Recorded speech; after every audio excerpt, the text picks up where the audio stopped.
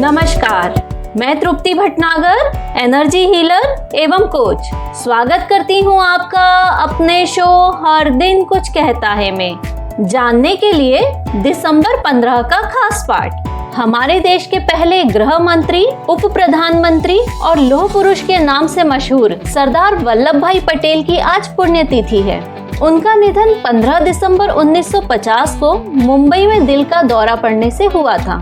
बतौर गृह मंत्री उन्होंने आजादी के बाद देश की करीब 562 छोटी बड़ी रियासतों का भारतीय संघ में विलय करवाया था। जब सरदार पटेल को देश का गृह मंत्री और उसी समय उन्हें उप प्रधानमंत्री भी बनाया गया, तो उनके सामने सबसे पहली चुनौती थी देसी रियासतों को भारत में मिलाना। कई छोटे बड़े राजा नवाबों को भारत सरकार के अंतर्गत लाना आसान नहीं था, पर सरदार पटेल ने बिना किसी राजा का अंत किए रजवाड़े खत्म कर दिए।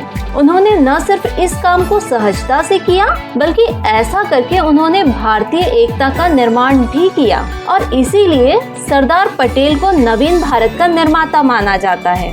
नव स्वतंत्र देश में राष्ट्रीय एकीकरण के प्रति उनकी प्रतिबद्धता पूर्ण और समझौताहीन थी। इसी के कारण उन्हें भारत के लौह पुरुष की उपाधि मिली। राष्ट्र के प्रति उनकी सेवाओं के लिए श्रद्धांजलि स्वरूप 1991 में उन्हें भारत रत्न से सम्मानित किया गया था। उनके द्वारा किए गए साहसिक कार्यों की वजह से ही उन्हें सरदार जैसी उपाधि से भी नवाजा गया था। बेहद शांत, उदार और नरम दिल के इंसान सरदार पटेल को महान और प्रेरणादायी विचारों का धनी माना जाता है। आज भी उनके विचार लोगों को जीवन की राह दिखाने में सहायक माने जाते हैं। और अंत में, क्या आप जानते हैं, सरदार पटेल दूरदर्शी थे।